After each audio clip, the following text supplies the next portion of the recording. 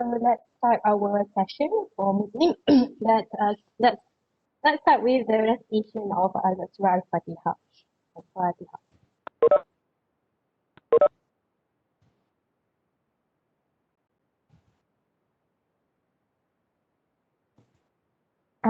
Okay.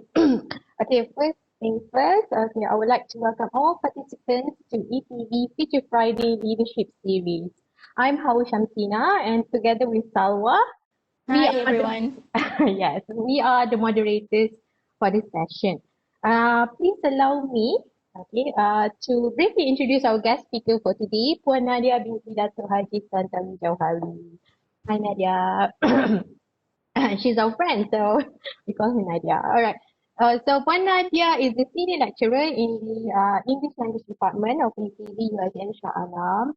She's recognized as an active and excellent academician with awards such as Anugerah Perkhidmatan Cemerlang, Best Lecturer Award at Insight Education College, Best Social Science Paper at Insight Academic Conference, among others. In 2019, Puan Nadia also was an invited speaker at the seminar for the delegation of Czech universities to the Asia Pacific Association for International Education, APAEI. And just recently, Puan Nadia and her team won the Collaborative Group Award 2020. She was also a part of a global learning project where she conducted a joint lecture with Frankfurt University of Applied Sciences, Germany. So we are very honored to have her here today, and she will be sharing her experience on global learning. For the participants, if you have questions, you can always post your question in the chat box, and we will read them for you as we go along. Shall I pass it to you, Nadia? All right. All right. Okay, thank you so much, Hawa, Salwa, and G. Okay, so, all right. So, Assalamualaikum warahmatullahi wabarakatuh, and a very good day, I bid to everyone. So, I would like to first thank the Dean of APB and organizers for APB Future Friday Leadership Series. Also, I would like to thank everyone for attending the session today and for taking the time. It's a Friday and it's 2 p.m. So, and I hope you will benefit from this sharing session. So it's just going to be me talking. Let's have it less formal because it's just a sharing session. Okay, so, all right.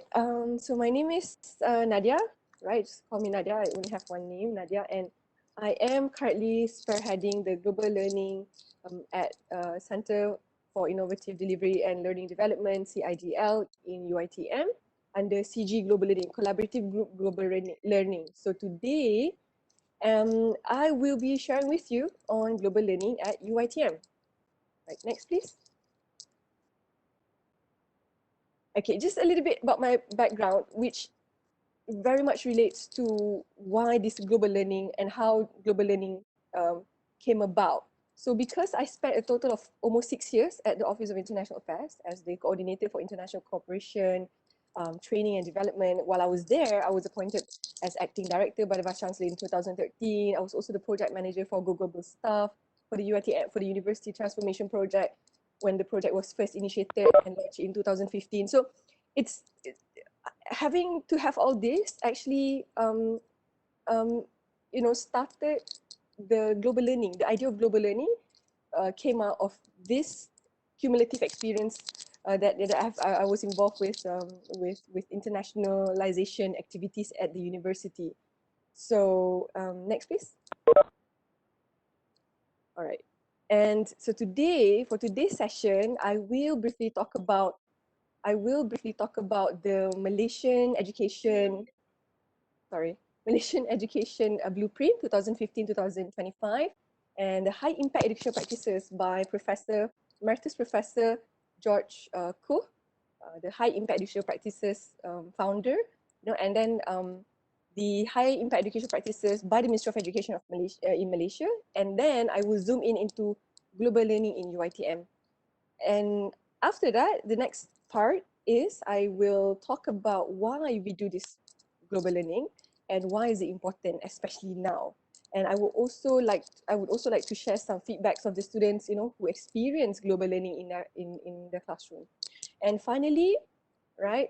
The final part is I would really love, I will walk you through every step, all right? So I think that's why they give me 2 hours, because this is going to be like an extensive sharing session. And, I will walk through with you how global learning session can be implemented from A to Z, right? So how to have your own, okay, global learning session. Next, please. All right. I would like to use this quote for a start. So we must stop thinking that global education means going somewhere, because so much global learning can occur in your own classroom. And this is by Dr. Daniel Foster. He's a teacher and teacher educator in the field of agriculture. And he said that we must stop thinking about that we have to go somewhere, because internationalization plays a huge role in the evolution of higher education. So it is not possible without a concerted effort of lecturers, students, and support of the management and the administrative staff. So, and motivation and passion often drives this effort. So we have to work together to achieve, to give the students the best practice and the best learning experience that they can, especially in the higher learning education. Right? Because at the end of the day, we all want the same thing. It's a university education that results in high levels of learning and personal development. And this is what is said by Chancellor Emeritus Professor George Koh in Indiana University. So he is a professor in higher education. So he was the one who founded this framework in the 90s. All right. Okay. Next, please. Right, let's have a look at where global learning in UITM, where we've been, okay, for the students of UITM. And yes, this is where we are. I need to show you this map of the world map and see, how far we have come since March. So I think since March, we have touched base on all these places. So I think that's quite something that we should, I think we should not stop here. We should definitely move forward and just have more, and hopefully we could bring our students to all all over the world without having them to travel, especially now with the pandemic. And well, time will get better, I'm sure, but yeah, I mean, in terms of costs, not all of our students in the university could afford to go and travel, and we don't have the, in terms of funding to support everyone to go. So this is one of the way to bring or to expose our students to the worldview, to the different perspectives that in their own classroom, based on the lecturers' initiative, right? Okay, let's have a look at the next slide, please. Okay, so these are some of the pictures of the speakers that we've had so far. So I also have some frequently asked questions at the end of this session. I will attend to that, because I've received these kind of questions from people about when you want to start to conduct your own global learning session, like what is it that you need to do? What if I don't know anyone who is not from Malaysia, and everything. So I will answer. So these are some of the photos and which which I've planned and collected from the posters. Okay, so next please. Okay, now, ladies and gentlemen, thank you again for being here. Let's start. Okay, what is it? So Malaysian Higher Education Blueprint 2015-2025, and we will look at high impact education practices, and then high impact education practices by Ministry of Education and Global Learning Education for All in UITM. Right, next please. All right, let's look at where high impact educational practices are placed in the Malaysian Higher Education Blueprint. Okay, so there are 10 shifts, right, which address the key performance issues in the higher education, particularly with regard to like quality, efficiency, as well as global trends that are disrupting the higher education landscape. So I think the term high impact educational practices was mentioned several times in this blueprint, specifically under the first shift. So holistic, entrepreneurial, and balanced graduate. So which was one of the key performance to spur excellence. And this is holistic, entrepreneurial, and balanced graduate. So high impact practice is one of the strategies in developing holistic, integrated curriculum and to produce this balanced graduate. Right? Next, please. Now, what is high impact education practices? Well, according to the framework, the original framework. So Professor Koh, I have been in touch with him as well. I tried to get in touch with him and I contacted him, and we are in the middle of getting him to be our distinguished visiting professor in the university. So now we're just waiting for some paperwork. You know how it's like. Hopefully everything will go as planned, and by next year we can have him with us. So according to Professor George Koo, the following teaching and learning practices, okay, as you can see there, have been widely tested and have been shown to be beneficial for university students from many backgrounds. So these practices take many different forms. So depending on the learner characteristic and on institutional priorities and context. So what we're doing now is to to amplify one of the 11. Well, this is globally because there are 12 CGs, there are 12 collaborative groups under the CIDL, and this is my purpose of I'm spearheading global learning as one of the high impact educational practices. So, and Professor Koo also highlighted the essential learning outcomes that would prepare students for the 21st century challenges. And global learning is definitely one that we should all look out for and that we should move towards it. So we do not have time to go through all the 11. So I'm just going to move to higher education practices in Malaysia. Okay, but before that, I just want to highlight that global learning diversity in this context, right? Many colleges and universities now emphasize the courses and programs that help students to explore cultures, life experiences, and worldviews that are different from their own. And this particular study is conducted to address the diversity in the US, okay, the world culture, or both, or often explore, the difficult differences such as racial, ethnic, and gender inequality. All right, and frequently intercultural studies are augmented, okay, by experiential learning in the community or study abroad.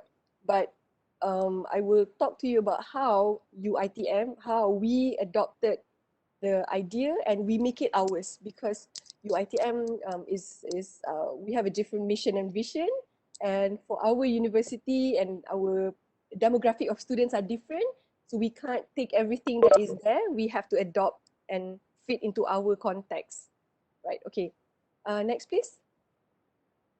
So this is high impact educational practices in Malaysia. So from the 11, so Malaysia adopted 9. So basically, I think they put together some of the like service learning and community-based learning are put together. So diversity and global learning is still there, and they have capstone, internship. So these are among the 9 of the high impact education practices that I know some universities have this. Like for example, if I may say, correct me if I'm wrong, but I know UKM has this Chitra, they call it Chitra. So Chitra adopt all the 21, all the 9 high impact education practices, and they adopt into their curriculum. But when I spoke to one of the professor at UKM in Chitra, okay, I asked, so doctor, how do you how do you embed global learning in the curriculum? Well, Nadiah, we send our student for 1 semester abroad. Okay, nice talking to you. I mean, yeah, I mean that's their way, because I think it's very specific. Chitra is a very specific and special institute, which I hope like I hope I can be part of the team, you see. But anyway, so what I'm saying is that we in UITM we have to adopt our own definition of global learning in UITM. That's why it's called Global Learning at UITM Education 5.0. Right, so next please. Right, so there are several definitions in terms of global learning. To be honest with you, we try to consolidate the definition. So in the previous document, it was about diversity and global learning, and that learning that concentrates on connections and interdependence that can help students to develop like awareness of others, or with diverse people outside their community and from other parts of Malaysia and around the world. But one of the components highlighted in your Education 5.0 at UITM is the high impact, which is global learning. And how is this different? Because global learning in UITM, we instill in students a more expansive understanding and global consciousness about various fields. So through global learning, we hope that the students will also learn and reflect about the world that is beyond the, without physically crossing the geographical border, because you have to understand, I was told, and I checked with the department, that about 60% of our students are from the B40. B40 means low income. I know I have some friends here who are not from Malaysia. So B40 is basically low income family, and it is about the moving. So we want to, one of the reasons why we need this so bad in UITM, right? Okay, so it is about the moving, the global learning is about the moving of minds, and to virtual mobilities and exchanges and lectures, seminars, via synchronous and synchronous online platform. But basically, previously we started off with the face-to-face, and then because of the pandemic, I think it's one of the things that we should be grateful for, that people are more willing to see each other, because it's, it saves energy, it saves time, it saves, you don't have to travel all the way to Malaysia, right? Okay, so anyway, going back to global learning in UiTM, so it promotes meaningful learning for the students, and it's authentic because we invite global players in the industrial practitioners, experts, to talk to the students, to engage with the students in an intimate setting. It's only the lecturer and this speaker and the student. So it is actually advocated to inspire learning and learning beyond the basic senses, and it's very non-conventional. It's not conventional. So it is important for learners to, for us, I mean, for me, I would say, because if I were a student, I would really appreciate this. And I've spoken to many students, and I learned from their feedback that they want this and they need this. I will share with you what are some of the feedback from the students as we go. And it is no longer about what skills a person possesses, because in Education 5.0 in UITM, it's not about what skills anymore. It's about the impact a person made, especially like lecturers, educators. We are the agents of change, and that, this to the society and the opportunities he or she creates for the stakeholders, and particularly the students. So this initiative is to enrich students' learning experience, and we know what the outcome basically what's going to be. We don't know what the outcome but it's going to move towards the positive side. It could inspire them. It will sort of make them be in charge of their own learning and explore what is beyond the classroom, because most of the students will tell me that this is something very refreshing, because initially they learn about all this, cultural, because I'm teaching English for intercultural communication in APB. So when they, madam, now we can understand how these theories actually relate to the real setting, real context, because previously we learn and we just learn about the theories, but we don't know that how true is the application of it, and how. So when we invite all these speakers coming from all the different countries, and then we listen to their perspective and what they have to say about certain things, and the students sort of they got excited, and that the whatever that they learn and read matches, and it became more meaningful, and they will always remember that, I'm pretty sure. Right, next please. Okay, so there are okay, this is just to share with you. Yes, copyright. This is the copyright, IPR copyright by the Malaysian Perbadanan Harta Intelek Malaysia. So we are already we've already applied for this, and we got it, I think, about a few months ago. So framework, global learning in education 5.0 at UITM framework. It's copyright. It's patented. And the next one is the global learning skill and higher learning institution, and 3 phases of implementation of global learning in the classroom.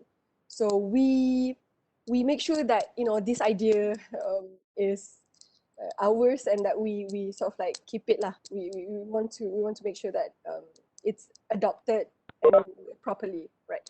Next, please. Okay. Thank you. Right. So why do we do this? Okay, so why high impact educational practice? Why global learning? So can you move on to the next slide, please? So before we embark on this, it is important that we know why we do it, or why we should anticipate, what we should anticipate out of this endeavor. And what does high impact GP practice, how it impacts students' learning? How? Learning will become intentional to the students. The students will learn intentionally, which is something that I think it's quite difficult. It's not like we ask them to learn. No, learning will become intentional. It will become natural. It is something that it will, when you give them something, when you sort of like instigate, the curiosity, you manage to get them curious about something. I think learning will then become intentional, and they will just pave their way. Right? And educationally purposeful activities in and outside of the classroom. So that's why we do it, and it's highly interactive. And so far, I think I've started I have about 4 global learning sessions this semester, and 2 of those are from the same subject. So I can see my students have gained their confidence to actually voice out and ask questions. As not the first session, they were a bit scared. Like they were all just like, they switch on their camera, they smile, but they didn't say anything. Nobody gave feedback. But in the end, they would just say like, thank you and all that. But in the second session, I can see that they're braver. I think they feel confident. And can you imagine, we have reached, these students are from all over Malaysia, from Sabah, Sarawak, from Perak, Kedah. It's just that sometimes internet connection is not on their side, especially if we hold the classes in the afternoon. So they might have some problems with that because of the rainy season. But anyway, yeah, so it is learning. Okay, how does it impact students' learning? It connects, it integrates the idea, the theory, and the practical. It will make sense to them, and it is a deeper approach to learning. I know some of you here today from other faculties, from some branch campuses. You've already you have already conducted global learning session, and you know what I mean by this. And students appreciate it, and that we make the extra effort to sort of like bring the industry, bring the speakers from all over the world, to actually give them the real context, like what's happening in the industry right now, and to them in their own room in Malaysia. It's a very intimate and personalized, exclusive learning session, right? And okay, analyzing and synthesizing, okay, reflection and analysis. Of course, when you will compare, definitely students will have this kind of reflection. And I made sure that all the lecturers who approach CG Global Learning, we make sure that they will have the students to write a few things, like answer basically the 3 basic questions, like what they learn, how they feel, and whether they would want more of this. So yeah, we want to know how this session affected them, right? Okay, next session, please. Next slides, please. Okay, so yes, why global learning particularly? As an educator, I think if we could get students to engage in global challenges, educators must employ pedagogy which emphasize outcomes, where students actually learn seamlessly, right? View themselves as related to other people, location, and issues from around the world. You will be surprised, because that my students actually say that, hey, madam, actually we have a lot of similarities between Malaysia and Puerto Rico. Puerto Rico is in the Caribbean. It's like halfway across the world. And the fact that they can come up with that sort of reflection, to me, amazed me, because I feel that, because they told me, I will share with you some of the feedback that students give, and that they say it's amazing how they find that, even with thousands of miles away, we are still similar in some way. And that we could enhance our teaching, and to spark learning and curiosity, and to empower students to actually to explore and do their own learning. And I will be sharing with you, okay, the 3 global learning, no, not 3, I think I will be sharing with you about 12 that we have so far this year from March, and which was conducted recently, okay? So, and also from its inception. Right, can we move on to the next slide, please? Okay, this is one of the first one. This was before the pandemic. So you have to understand, this was allowed back then. Nobody wore masks. So this was in March 2019. This initiative is to enrich students' learning experiences, was actually driven by, well, after I left the international office 6 years, connecting people, mediating, I sort of like missed the whole environment. So how do I bring this into my classroom? How do I still do internationalization, and but let's impact the students directly? So I contacted my friend, who actually I've never met her until that day. But we contacted through email. I assisted her with some meetings and all that. So I was like, hey, would you be willing to speak to my students, on this and that? It's something related to English for workplace professional interaction. So, and she has traveled the world, and she's lecturing, and she's also a coordinator at the international office in Germany. So I sort of like arranged for a joint lecture with her. So the students they were shocked to see someone who's from from Germany, someone German who came into their classroom. And like I said, it's only for my students. It's okay. I'm not trying to be, you have to understand the reason of this. Like this session, if we open the session, I will also answer this in the FAQ, but since I myself brought it up now, so I'm just going to say it. Like, we have to make this an exclusive learning experience for the students. We can't, this is not a ceramah, this is not a webinar or something that, this is something very specific to the syllabus, and that we want the students to engage. Even in a mass lecture right now, one of the problems I face is to get students to engage with me, because, what if we open this session? I think my students will not be benefiting from this session at all in terms of engagement, because we want to make sure that the students, have that time, be comfortable and engage with the speakers. So yeah, right. So that is the purpose. Okay, next slide, please. Okay, let's have a look at what the students say, which is, until today, it never ceased to amaze me. Like, it's amazing how much I've learned from this. I understand the cultural stigma. I've never been so excited about Germany. I feel more confident to try new things and explore different cultures and learn to respect. And I feel that I have the responsibility to understand people, and that I want more of the slot, that not all cultures I saw or I see on media may truly represent the country. See, I mean, this is the kind of reflection. And I feel very encouraged to study abroad. And I feel that there's always a chance for me to further studies abroad. And I feel thrilled. I feel excited to meet new people.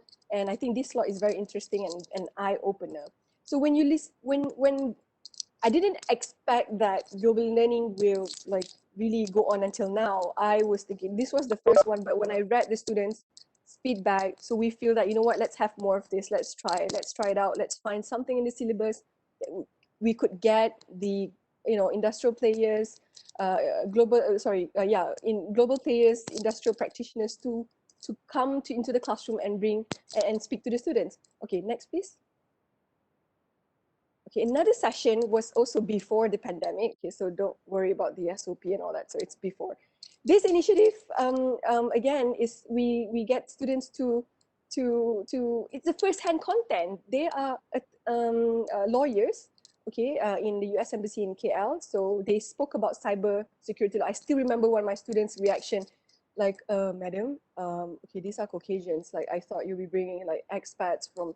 No, the name does the name reflect that, that he's local? No, so they were just so thrilled to have the people. But of course, it was only for my 2 classes. You can see how they ask questions, and I think the lawyers were very excited to see the students.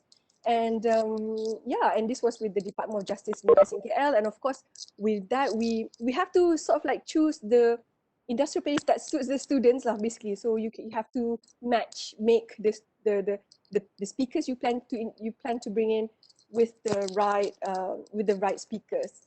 Okay, next please. Let's have a look at what they say from that session alone. So again, this is a sharing session, so please bear with me. I'm trying to make you see how I'm trying to sell you global learning. Okay, so all right, so I learned about American judicial system, and that, specifically governing the cyber law. And I feel approach. I feel that this is an amazing session, and that, it's, when you have this representative from the US, and, I'm really happy and I feel intrigued. I feel more confident in continuing my journey in law school. I mean, when I read that, that night I went to sleep with a smile, because, that student feel confident to continue my journey in law school. I mean, what more do you want? So this is like, they will then carry on their learning process intentionally. They will explore, and they will go to the extent that, you don't have to do much anymore, because you have already inspired them to do this. Like, so I like how the speakers interact with the audience. So this is a legit like forum that really attracts my interest the most. I'm not sleepy, you know, throughout the session. It's a very positive. So it was about 2 hours because there are two speakers. So the lawyers were really funny and they really asked like critical questions, and the students were like, and this was semester 1 students. They answered really well, and that, you know, I feel shocked to know about how vulnerable um, our cyber security system in Malaysia is. Right, I feel you know, I feel knowledgeable. Right, I feel like my knowledge in this particular field of law has expanded, and so on. So there's just so many things. All right, so can you guys hear me well? Because I'm receiving these WhatsApp messages coming in saying that they can't hear me well. So can you hear me well? Yes? Thumbs up? Panelists? Okay? All right, okay, good. So next slide, please. Right, the beginning of ODL. So in March 2020, I think February 2020, the pandemic, you know, just it's all over the world. So, you know, everyone understands why we were just like thrown into the deep sea and just we have to do this no matter what. But how do we make this learning experience more fun and meaningful for the students? Like, how do we get them to not be, you know, demotivated despite having all this, you know, the pandemic? You know, I mean, I wanted to do this more than you know before because of what we have because of the situation right now. Right. So next, please. Okay, this is one of the first that we held up with my good friend from Poland. Right, so students' feedback from this session. I feel more confident. This session increased my interest to learn more about European culture.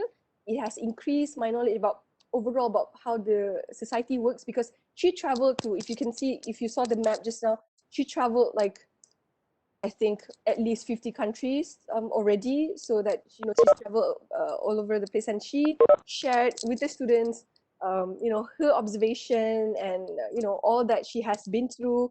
And students were asking questions. So this session was so much fun. I gained new understanding about intercultural communication. I feel enthusiastic about working and studying abroad.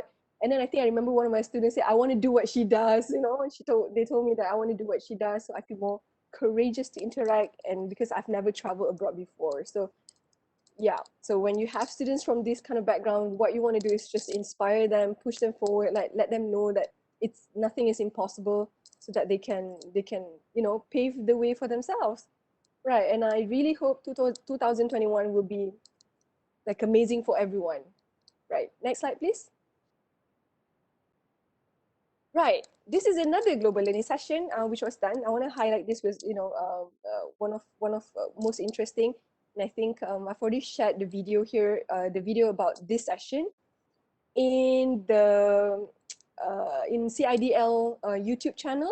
Right, CIDL has a YouTube channel. You can visit there, and you can actually see how the samples of global learning sessions and how it was conducted. You can just, you know, just to get the feel of it.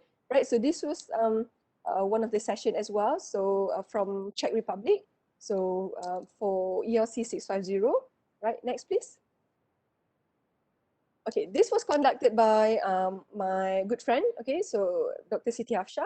So she invited a speaker from Australia, and Dr. Grace Lee is the deputy dean, I think, in one of the universities in Australia. I can't remember the name of the university, but she made it very interesting. You know, the students played Kahoot, and she sent goodies to the students who managed to answer, you know, the one with the highest mark. So she sent some university, you know, university items to the students just to motivate. So it's really, really nice and interesting for the students, I'm sure. Next, please. Right. Okay. Great. So this is one of also very interesting session. I did not attend this one, but I've interviewed Dr. Farah Ayuni, and she shared with me, you know, because her area is in environment and circular economy and the new green economy. So let's have a look at the feedback. She invited like a chief executive officer of INEDIT. So this was some of the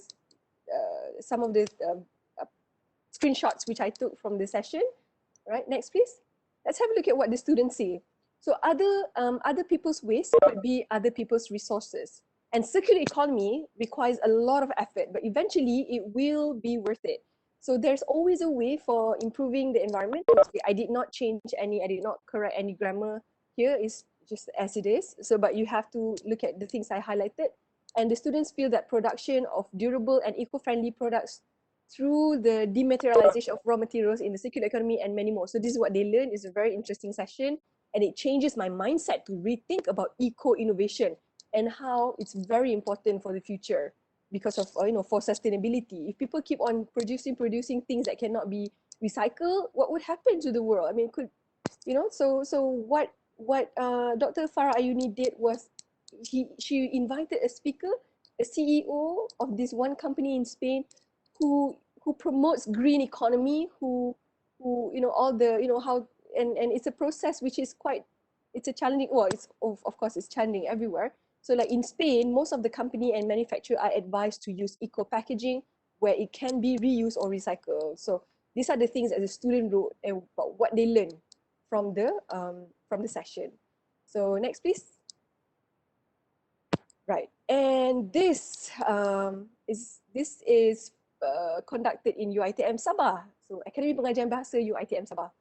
So I think I was very happy with this collaboration as well with this Madam Aries, and you could see the students all very enthusiastic, asking questions, and very brave as well. And it's the first time for everyone to actually be, instead of, this is a formal setting, right? This is not just like, what do you call this? Not just a session where, people you meet on Instagram or TikTok or whatever. This is like a formal setting, and the lecturer has conducted this in the classroom. And of course, and the students were excited to ask.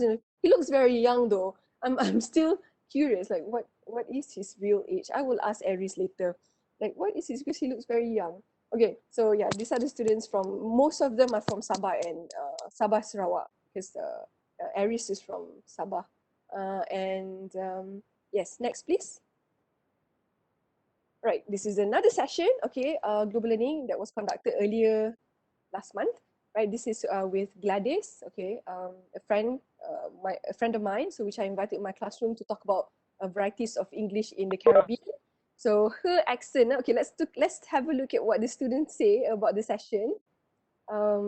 Next, please. Right, so I feel very happy in learning more about English language variation, and Gladys explained Puerto Rico in a very interesting way, and it's a very fun lesson. I feel that informed by this, how things worked in Puerto Rico. So the beauty of Puerto Rico and how citizens code switch from Spanish to English. So I do not have any suggestions for improvement, but I'm looking forward to having more of this kind of session from different countries. So now my students know how I can do this. They they are requesting, Madam, can we have someone from Japan, from Korea, from all this? I will do my best to make it happen, but I just want you to do your part, So yeah, so when they see that, yeah, I have to have more of this session, and I hope to get the recorded lesson, and of course at the end we slot in a few things on like language and culture. Of course, like I asked her to teach the students some Spanish, and how she corrected how I pronounce Puerto Rico. It's not Puerto, it's Puerto Rico. It's a rhotic R. You have to stress the R. They stress R in every thing. So you have to practice. So it was very fun. So the student really enjoyed that as well. So okay, next please. Right, so this is a session, I think this is one, I think, also very interesting. I mean, all the sessions are interesting. I could not choose, so I just put everything in. So, global learning session, the future lawyer and the law of the future, insolvency practitioners in a changing world.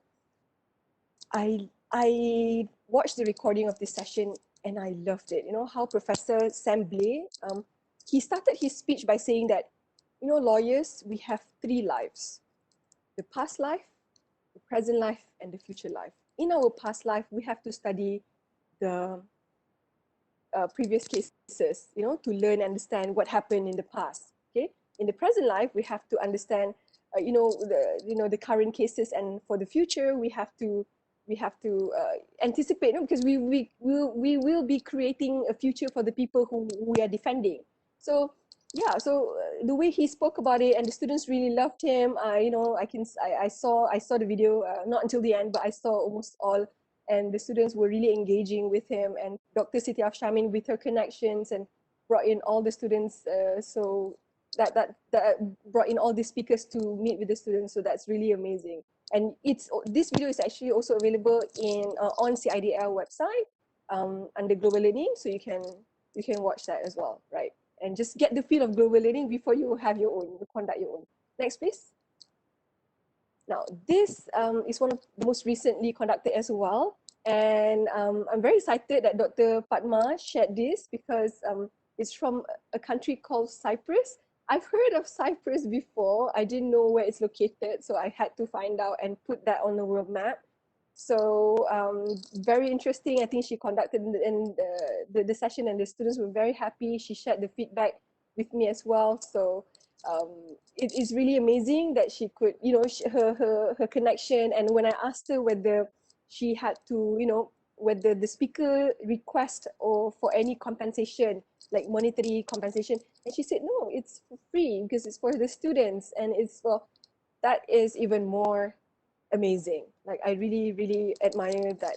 Most of our global in session, I think all, I'm not saying, sorry, let me just correct myself. Not most, all are free so far, zero cost. Like even the one conducted face to face. Well, because I invited him to my classroom, so of course I fetched her from the airport, I sent her back to her, not airport, I fetched her from the hotel, and then we had lunch and all that, just hospitality, Malaysian hospitality, and of course the friendship. So that was all that it takes. So almost at the zero cost, all right? So next, please.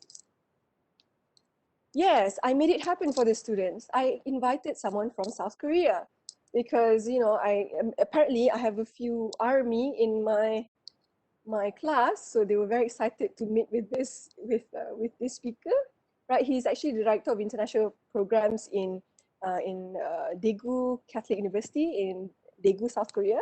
So when I asked him, he spoke to my students about varieties of English language variation in South Korea. So he speak about history of English and how it's used, and that the use of English basically in South Korea. So, and of course we speak more on the culture part and the language. Okay, next please. Okay, so if you don't believe me and what I say, you might think that I edited the feedback and all that. No, you can go to our CIDM website on Global Learning and watch the videos about what the learners say. I will get more videos like this, inshallah, soon. And let's feature some male students, because I just realized that all female here. So it was not intentional, but I will try to get more photos of. This is not a feminist movement or anything. No, this is just so happened. I just realized this just now. Yeah, but we do have speakers who are not female, so don't worry. Yeah, so I will get more videos from the students. Students' feedback, okay, which is similar to this, and these are what the practitioners say about their experience conducting global learning and how CIDL have assisted them in the process. So believe them because it's true. Okay, so next, please. Yes, until today, ladies and gentlemen, until its inception, we have reached out to 482 students. So I'm quite excited about this, and I'm very thankful for everyone who has, who took the courage to actually start and just do it, without take the challenge and really do it. So, from 7 to 15 December, from Monday until 15 December, we have 10 global learning sessions planned, inshallah. So hopefully everything will go well. Of course, we will try to, get some photos and videos uploaded, and just to share with everyone how, you can do it as well. And by the end of 2020, it is estimated we will have around 900 students, that we have, that have experienced this global learning. And hopefully we are trying to also monitor the students and their results and achievement. And hopefully, I think by next year, if we could have that some sort of a learning analytics and see with the students who undergo the global learning session, who have attended global learning session, are high achievers or achieve good grades, in the end. So we are monitoring that. It's still too early to tell right now because we just started in sort of like we're going ODL and virtually and all that in March, so which is like about just a few months ago. So I think by next year we should have enough data to actually just to keep track of the students, whether these students their learning achievement change, okay, or like improved, right? So next please. Okay, ladies and gentlemen, how do we do it? All right, so it's almost 1 hour. Okay, I hope it doesn't feel like 1 hour to you, but I'm just very eager to share and hopefully sell you this idea. So funding is one of the major inhibition to international mobility for students. I think you can't disagree with me on this because not all of our students can afford to go by themselves. And as much as we want all the students to be exposed to other cultures, countries, and worldview and to have experience studying abroad, that is really, really ideal. We have to be realistic about the cost implication, as this cost would call for concerted efforts between universities, institutions, higher education, CSR, some endowment fund, or learning in the governance, specifically. So hence we are here. Global learning is here to stay. We are relevant, and that we're trying to have more of this to cater to the probably 95% of the students who doesn't have the opportunity to study abroad, because time has changed. And previously, the 1980s, 1990s, a lot of people were sent abroad, but not, well, I guess not these days. It's a bit uncommon. It's not too common anymore for the government to send students abroad. So that's why let's have global learning into our classroom, because we are the higher education institution, and let's increase our global ranking and just have that, going upwards on the same way, because global learning does definitely supports the university's mission and vision for this. So this project is really inspired by the idea of getting students to experience their learning beyond the limit of the four walls and beyond the common thinking. So we hope to do this to the students. And next, please, Miss. All right. So this is one of the skill that we had this patented. We had this, this is it's copyright to us, right? We registered this and with my IPO. So global learning skill in higher education institution, higher learning institution. So if you look at this, okay, before I further explain on the how to, let's talk about this skill first, because I think it's very important. There are several ways to implement global learning, and I'm going to categorize them into from the big scale to a small scale project. Now let's have a look at an example of a big scale learning, which could be before that, okay, yes, which could be at an institutional level. Okay, institutional level, like double degree, dual degree program. All of this I was involved in before when I was with the international office. It's a rigorous process. It's not impossible, but it's a lot of energy. It's a lot of, KPPs have to sit down, match the syllabus with the host university and the home university. A lot of process, but it's not, I'm not saying that it's impossible. It's not. I think some faculties have already done it or already in the process of doing it. So, but it takes a lot of effort, it takes a lot of time, and the skill here refers to the aspect of time, people involved in the planning. So, which could be, sometimes a bit too demotivating, because you have to, and the syllabus, everything, it's UB and MOA, and the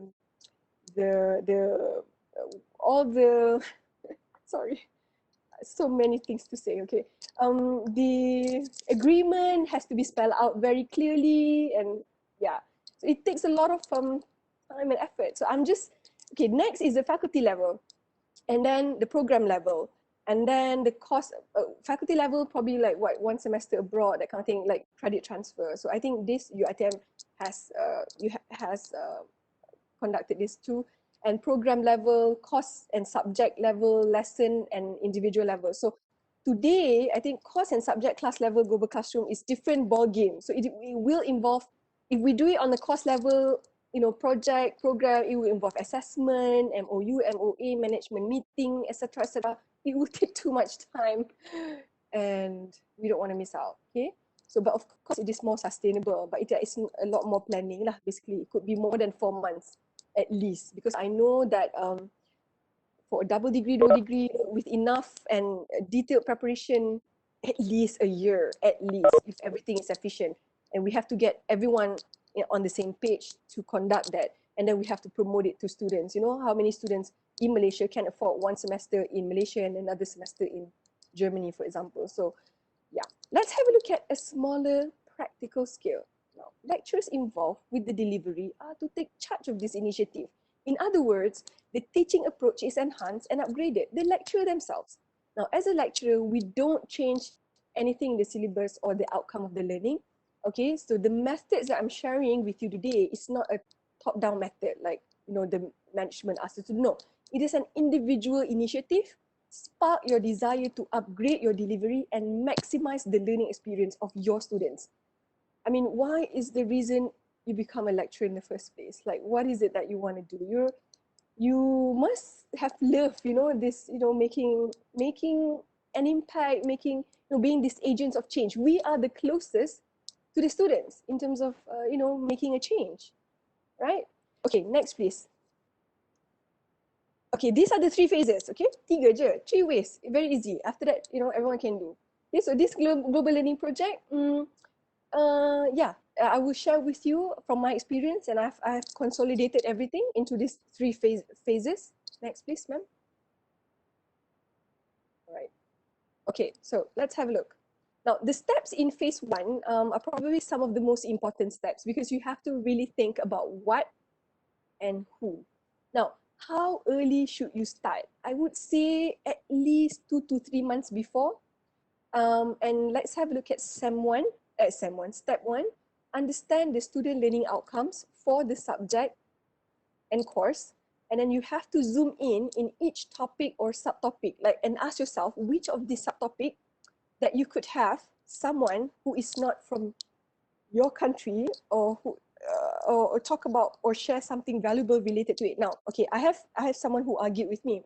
Nadiah, we have many experts in Malaysia. Why do we have to, I know this lecturer graduated from, I think, Germany, postdoc in US, she went abroad. So I think good for her. But let's have a look at the students. Let's go back. Let's put ourselves in the students' shoe.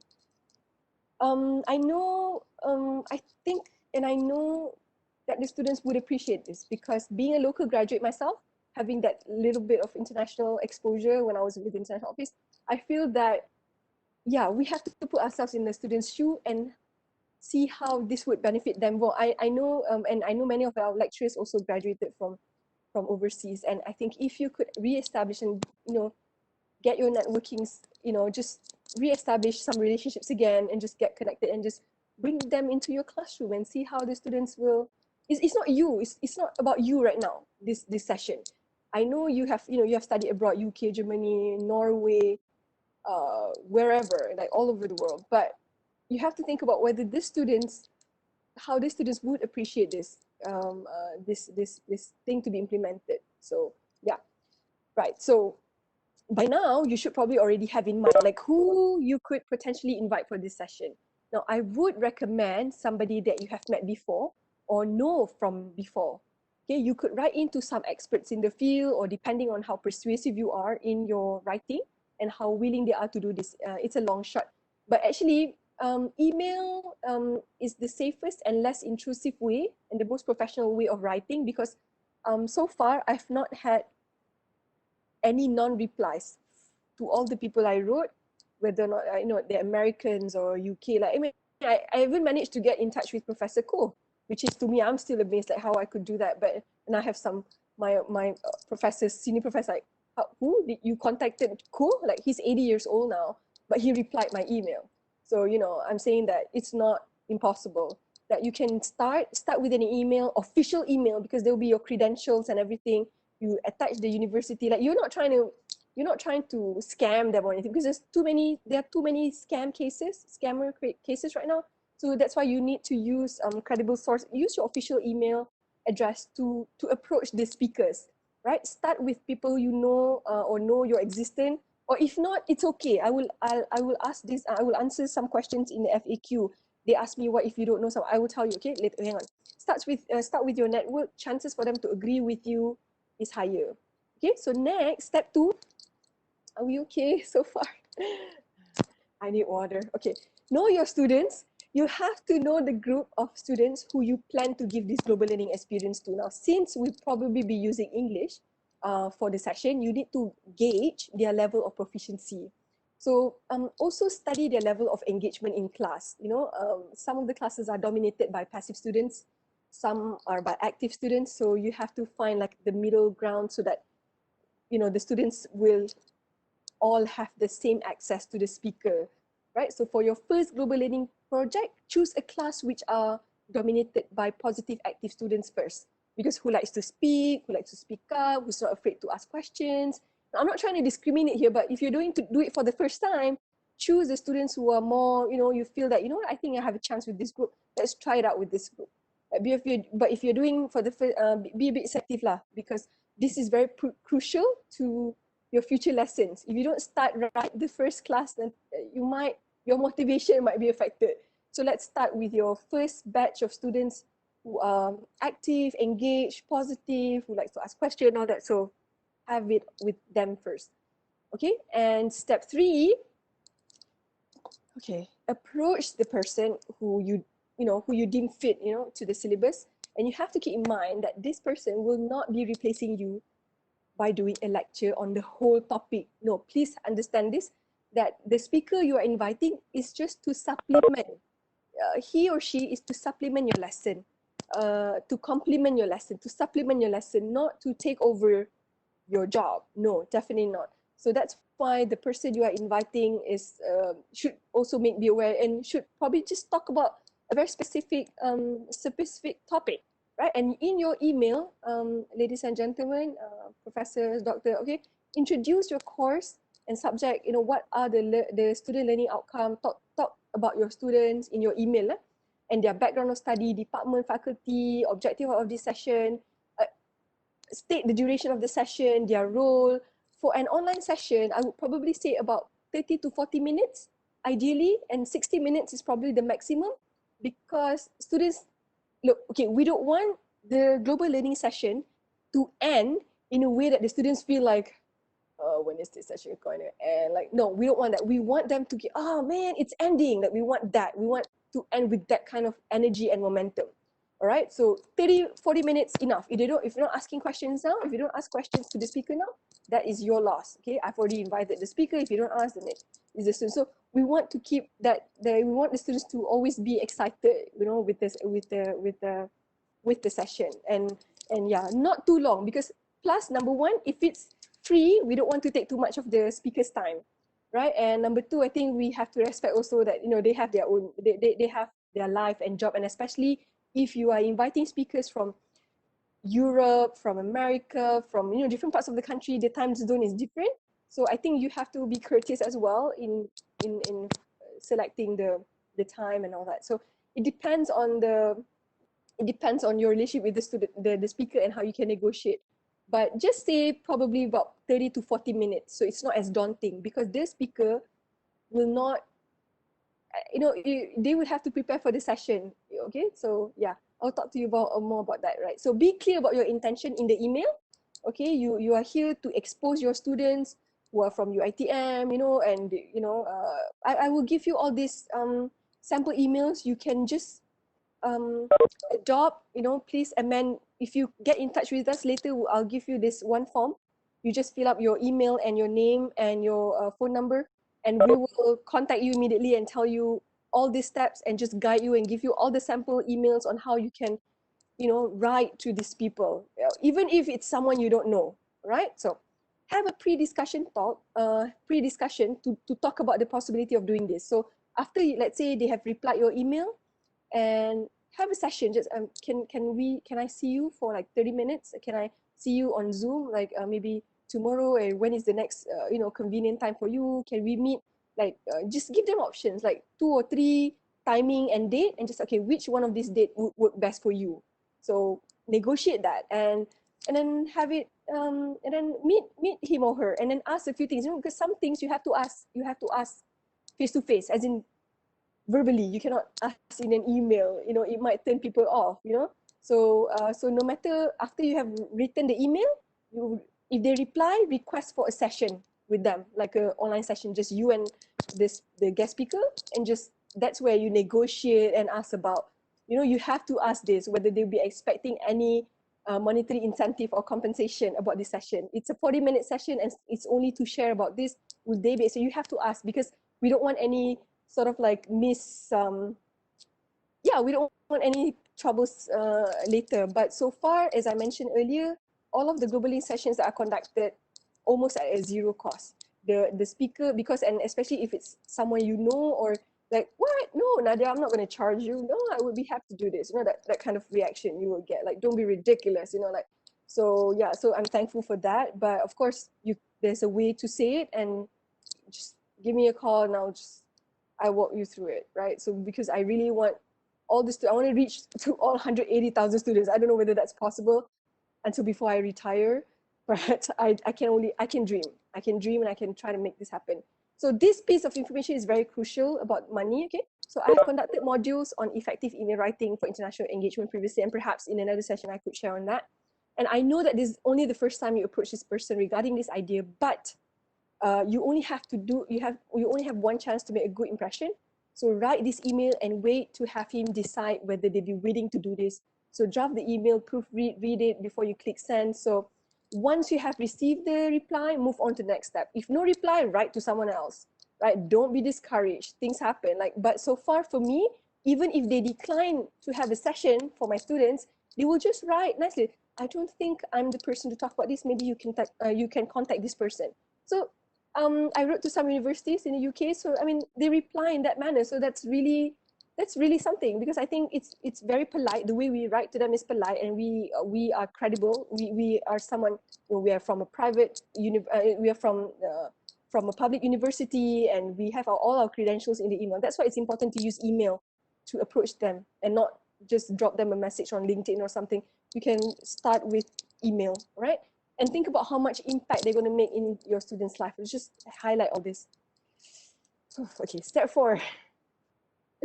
Talk about talk to the resource person, head of department, the dean, faculty management. Mention the feasibility of the implementation, and especially if it's done virtually.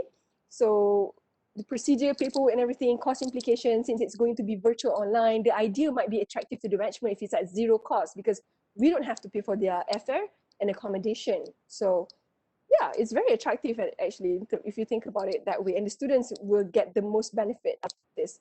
Step 5, set the duration, time and date. So since it could be probably different time zone altogether, so you have to tell your students a bit early to stand by. I know some students, I know some of my students, if I told them, okay, we are going to go online today because we have assessment and all that, so she will drive into town and just sit in her car and take the assessment. Like, because if it rains in the afternoon, right, especially, so you have to inform the students early, especially students who have poor internet connection in the area and who have limited data. You have to tell them this in advance so that they can be prepared and they're not left out from this golden opportunity, right? Next, please, Miss. Nadiah, would you like to take questions? Is there any question? Yeah, so Yeah. far we have 2 questions, and Yes. it's from Zulaika. Oh, okay. Hi. All right. So I'm gonna read the first one first. You talk about the firming on the details, like if we were to conduct this global learning with our students, should it be conducted in a small group of students, or you prefer it any other way? And that was the first question. And the second question would be, can this global learning session be conducted to lectures too? Because you're selling so hard, we are buying it. Well, I am doing it right now. I'm selling this idea to the lecturers. Right. Answering your first question, I would I would definitely encourage that this session to be conducted in your classroom only, like, because this is not like a ceramah or webinar that we are just, because we want, the most important thing is students engagement with the speaker. We want the students to really, it's supposed to be an intimate, exclusive experience between your students and the speaker that you have invited into your classroom. So if you open it to public, I mean, if you open it, you make it open, or I think students will be scared and it will inhibit them from asking any questions. And in the end, the whole idea of getting students to engage with them. Can you hear me? Yes. Okay. In the end, the purpose will not be, we won't reach the purpose, the ultimate purpose of global learning, which is to get students to engage in a meaningful learning, to get them to engage with the speaker. So we really want that for the students. And I would discourage that. But of course, if the lecturer feel that she wants to open it to people, I mean, it's her lesson, his or her lesson. So it's really up to the lecturers to decide on that. But I would not really encourage it because of that, because I have experienced that students will not be asking too many questions, or they will be it will inhibit their motivation. Basically, it will inhibit them from being themselves. And even us, we'll feel that if we have people from other our colleagues who are senior, we might not be ourselves as well. So that will defeat the whole purpose, right? So we're trying to not have that happen to our students and in the classroom. So it has to be like a personalized learning session instead of like a big scale. Because you have to remember, this is not a ceramah. This is your lesson, like a lesson specifically from the syllabus. If you do ceramah, you can write a paper with different, that one is a different thing, but this is for your student. It's a personal, intimate journey with your student and the speaker. So I hope that answers your questions, your question, Zoo. Okay, thank you. Can I continue? Yes.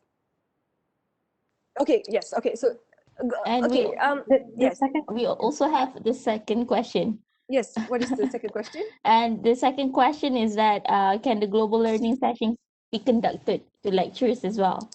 I'm not sure how to answer that question. Like, what do you mean? Am I not doing this now? Am I not? Okay, yeah, because I'm not Caucasian, so I guess it doesn't need that. I'm trying. Okay, honestly, just to tell you, we are trying to get Professor Koh, which is the founder of this whole high impact literature practice, from the US to. I'm still waiting for some paperwork from JKP.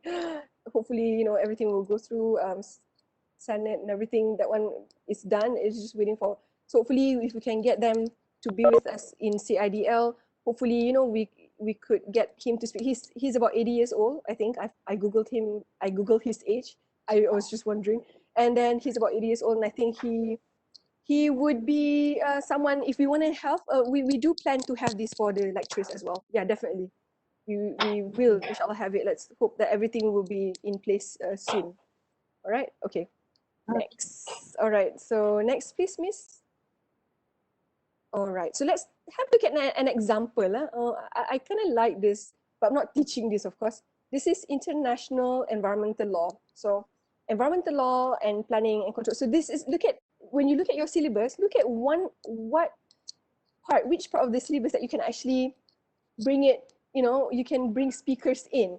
And I think I can see like two things here, like, people from United Nations, if you can get in touch with them. I'm sure, you have to, it's all about how you write the email now. And if you need help with that, I will be happy to assist, and I will give you samples of how previous global learning session which have been conducted successfully. So you can also refer to that. So write to people, but of course, like I said, they don't replace you or take over your role. No, they just extend that, give that added value to the lesson, to your students especially. So these are an example. So who is an expert you can share or think about? You can Google them and just see if someone, I'm sure they're happy to do it if it's, for the students. For lecturers, maybe they charge.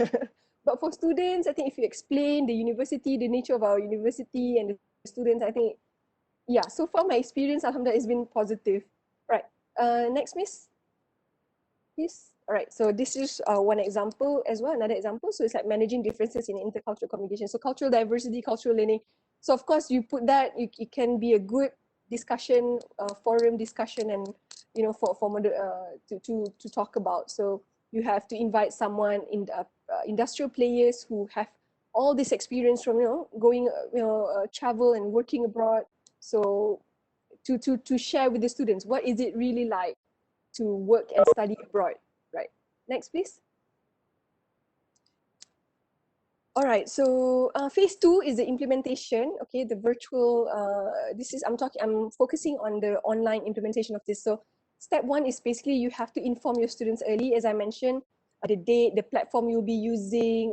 Some session will most likely be conducted at odd hours, so due to the time difference. So inform your students early so that they can be mentally prepared if it's at night, and remind them about the etiquette for online discussion, like at the end of the session, or probably just when you want to ask questions, like have them show their face. Okay, so step 2 is to prepare the pre-activity, like what your students have to do or read about before the session. Now this is how the further the extension of your lesson basically. So plan the flow of the lesson, have the introduction, main topic, activity, Q&A, plan the post activity. It could be reflection and what they've learned from the session. Right, so step 3, I think have a pre-discussion also before the lesson. Go through the lesson with your speaker, run through the platform which you're going to use, because I think we don't want any glitch on that day. So be clear about your role and your guest speaker's role, so topics that will be covered, etc. So we don't want any surprises. Like if I were to be invited to be a speaker, like I do not want any surprise questions, like questions that is, it has to seem like smooth on that day in a way that, yeah, I know they are experts, but you can't, catch them like, without having, you have to sort of like plan this also for them. Let's also empathize in their situation. We don't want them to not be, able to answer the questions in front of the students. So you have to give them all these things that you will ask them just for them to prepare. So you will see like sort of like a pre-planned session, but it's actually planned. Okay. So step 4, clear your mind, visualize things will go well. So study the flow of your lesson and be open to unprecedented events. So, but stay positive and optimist. You got this. All right. So next, please.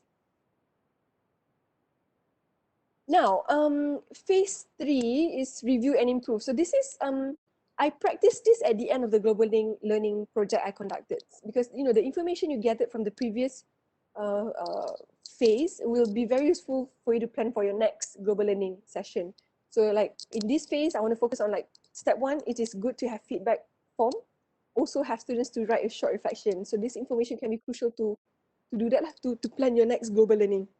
And the next one is discuss what went well and perhaps also some room for improvement.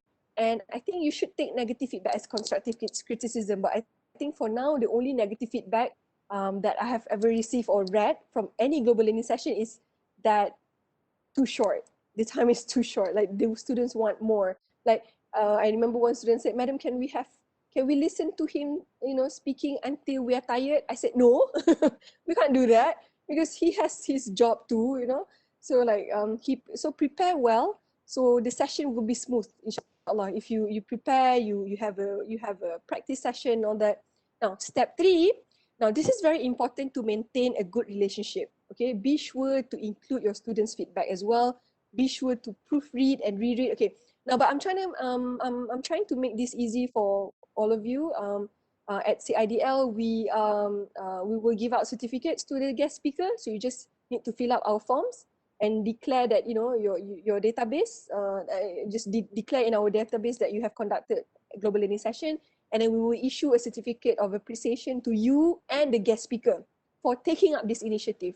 So I'm trying to make it easier for everyone to pursue this, and also to encourage you to embark on this, because we're trying to make it the process as smooth as possible, and so that the lecturers will not be demotivated thinking, oh my god, thank you letter, oh my god, people will, no, everything is there, set and ready. You just need to email us, email me, email us, we will send everything to you, and you just follow the steps, right? So based on the feedback received, self-evaluate and reflect and improve and plan your next global learning lesson. I think once you start this, you will not stop. Either you feel that you want to challenge yourself, okay, who else can I contact? Who else can I contact? You get excited to do this. Right, Miss, next. I'm about to finish, so don't worry. Is there, if there's in any questions, you can just stop me anytime so I can answer. Okay, right, so this is the FAQs. I get these questions a lot. So what if I don't know? Nadiah and the CG team, what if I don't know anyone from overseas or who are global players, industry practitioners and experts? Well, you can explore the university websites and do online search for speakers.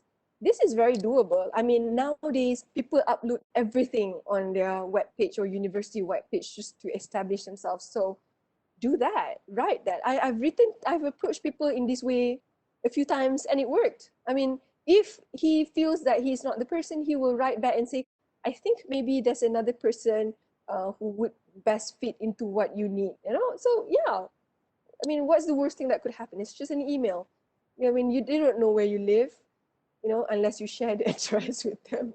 So, you know, okay, number 2, does it have to be an international speaker? Okay, this is another FAQ. Well, we encourage international speakers and speakers from industry, right? I think after this, I will show, okay, because I will show the first part of the slides again. I think slide number 2 or 3 later, because I want to show you the speakers we have invited so far, right? So we encourage international speakers and because we have to think about the students now. We have to think about giving them the opportunities to learn and experience this with our invited speakers. And we want the students to expand their knowledge and worldview. And that's why people from different countries, nationalities, and business world, we want to target the industrial players, right? So, and number 3, should global learning session be open to other participants? I've already answered this. We do not encourage this because it could inhibit students' active participation, which is the core aspect of this global learning, and it could also inhibit the lecturers themselves because they will be, they feel that they're being observed, by, especially if you invite, management of the faculty, from any faculty. If you invite the management, suddenly you will not become yourself, like with how you are comfortable with the students. So it is an exclusive engagement between students and the speaker, and however the session will be recorded. So you can say subject to the guest speaker. You have to ask, because this is their right. You have to ask whether, you can share this. Like that's what I will usually do. If it's recorded, I will edit and just trim whatever that is, that is probably we just some questions or some discussion might be a bit too sensitive, and we don't want this, and we put a disclaimer. Whatever it is that you submit to us, if you want to post it on the other website, we have a disclaimer saying that this content is only the opinion of we have a disclaimer for that. We really want to protect our guest speaker and also ourselves and the university institution on this. So we want to share the session with you, but at the same time we have to also guard this. Okay, so I think email, like I said, okay, email is the best platform for you to approach. Okay, next question. Next, please, ma'am. And I think, how long should the session be? I was frequently asked this as well. I said previously 30 to 40 minutes, but sometimes it depends on the speakers and the students. Sometimes I've had a session which is almost 2 hours. Itu pun the students said, we want more, but I'm already tired. Because I cannot handle, it's too long. For me, I think probably, I don't know, the students, maybe they have that energy, and I think the speaker was also good looking. So they said, yeah, we want more of this, we want longer session. But I'm like, nope, that's it, we're going, that's it, this is the end. Like, we don't want the students to feel, as I mentioned, we want the students to keep the positive momentum, saying that, yes, it's too short, we want more, we want a longer session. That is better ending than, oh, this is too long, and like, when is this going to end? So we don't want that. Next, please. Okay, this is an example of a certificate that we produce. I mean, CIDL, we appreciate your effort to take up this initiative. So you can put this in K3, if I'm not mistaken, in K3 under student development or teaching innovation. Please correct me if I'm wrong, but I was told by my head of program as such, and also by the CIDL head of development, say that I can put under one of those. So that's your contribution.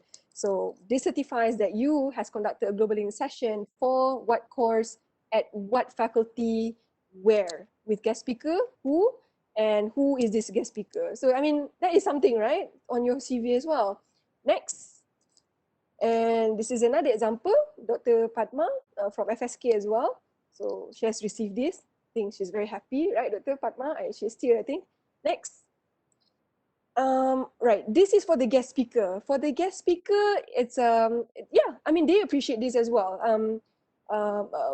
This certifies that Sung Do Jin was a guest speaker in a global learning session for this course where University Technology Mara Malaysia Shah Alam conducted virtually on 27 November, Friday.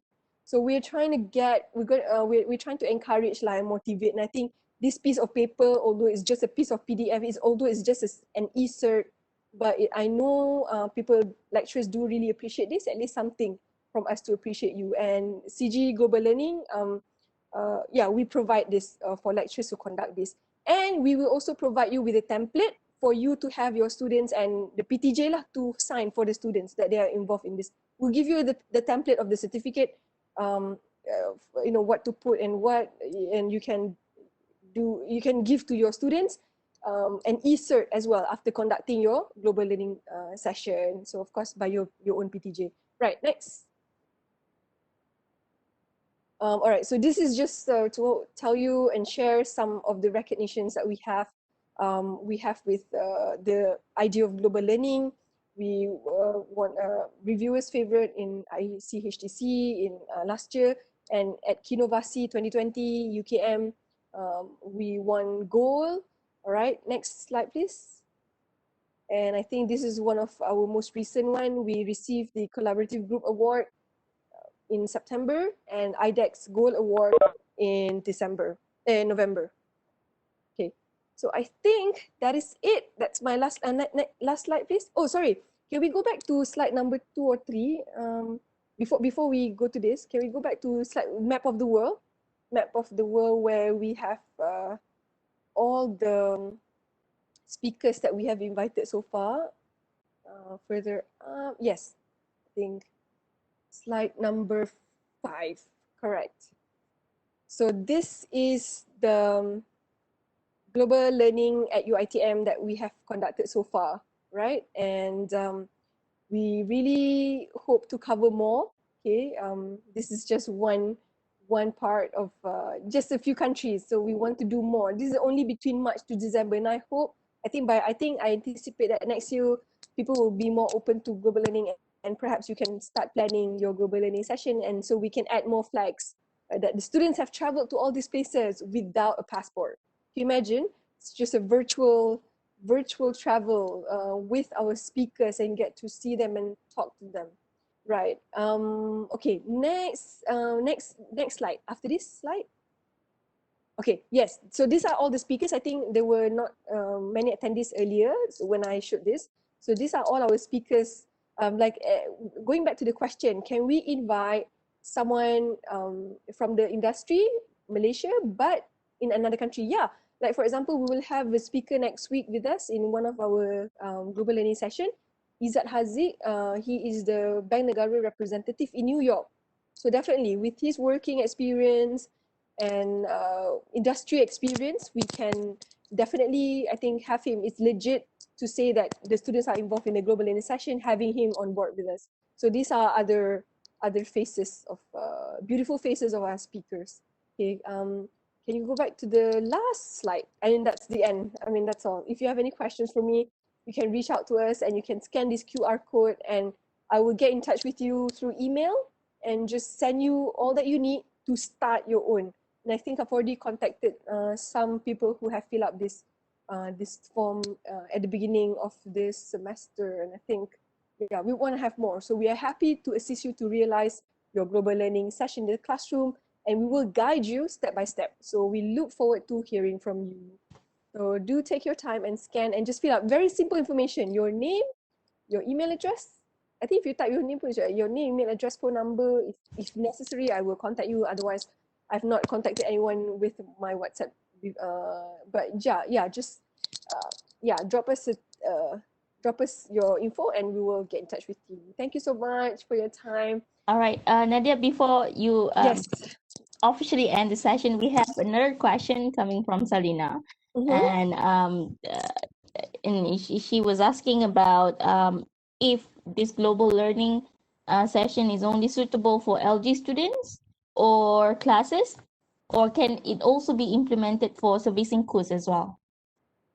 Good question, Sarina. If I may share with you, I have conducted many of my sessions. I started with ELC codes first because, especially ELC 650, you can do so much with ELC 650 and ELC 590 and other diploma codes. Because I'm not teacher, I've not conducted global learning with ELC with diploma codes, so I'm not sure.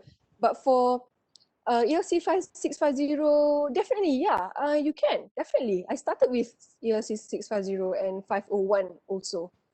Yes, it's just how you write the paperwork and make it relevant. It is actually very relevant because when you invite, industrial players who are in the industry to talk about the issues that you discuss, let's say 501, there are forum discussions. So you sort of like have a discussion with the people for industry and then have your students to also, you show them how a forum session can be conducted in a classroom and how you highlight all those, but you invite real people from the industry. So yeah, I mean, you can do, yeah, of course, definitely, ELC codes, yes. It's not just for LG codes, but of course, since now I've recently joined LG and I focus on what I can do. Basically, I can't do everything. It's quite impossible for me to. That's why I'm trying to sell this idea to everyone in UiTM because we have 180,000 students. We want, hopefully at least before the students graduate, they will experience at least one time of global learning session in their undergraduate degree. So that will be amazing, I think. And then we will then follow up with the students and see, who knows, it might inspire them to just, fly and just spread their wings. We don't know how we could impact them, but so far when we read the feedbacks, very positive, and that sort of like motivate us to really, really advocate. Like we are really truly an advocate of global learning, right? I hope that answers your question. Right. Yes. All right, so thank you very much, for Nadiah. Um, Thank you for sharing your chunks of expertise on this, and hopefully this sharing session will definitely be be inspiring others to do what you are doing right now, right? So hopefully everybody is gonna buy what you are selling on or what you are putting on the table. So I feel warm, especially when you have shown us the feedback from the student. My heart feels warm. I'm not gonna lie, and me too. it inspires us in some way, or at least it inspired me. I hope it does. Thank you so much for having me, and yeah, thank you. All right. So I guess if we don't have any further questions, Sorry, Salwa, we have one more question. Oh, okay. One more question from Isma Nornisa. Okay. So, okay, I'll read you the what she wrote here. Yeah? Hi, thank you for sharing about this. I'm really thrilled to start doing global learning with my class. May I know, do we need to prepare a formal letter of invitation to the speaker? This is from Isma Nornisa. It depends. I think, yeah, if you want to prepare, we have a sample for you. If you email me, I will guide you through the process. We have sample invitation letter as well if you want. As I said, because some speakers is like a friend, like from my professional network, so they didn't require a letter, but we did a poster for them. So they were quite happy with the poster, but we did thank and we sent them with the certificate. So it really depends on but of course it's appropriate and it's okay, it's good to have the invitation letter too. But especially if it's someone you don't know or you're approaching someone from the industry and a CEO, or we have a sample. You can just adopt what the sample and just change and amend as you please. So at least you have something to work on. You don't have to start from scratch. Okay, so we at CIDL globally, we will give you everything. Whatever you need, we'll be here. Yeah. I hope that answers your question. All right. So basically, that's I think that's that. That's the last question, I think. Yes. All right. Okay. So basically, that's that. And again, Puan Nadia, thank you very much for your sharing. Hopefully, it will be beneficial for all of us. I know it will, as a matter of fact. And also, thank you everyone for participating today, and just listening and showing your interest and support for this Feature Friday session. And hopefully, to meet you guys again, or to meet everyone again in our next series. Okay. All right. Alright. So Thank be you. safe Thank you, and take care, Nadia. everyone. Thank you, Nadia. Thank you. Bye. Bye. Bye.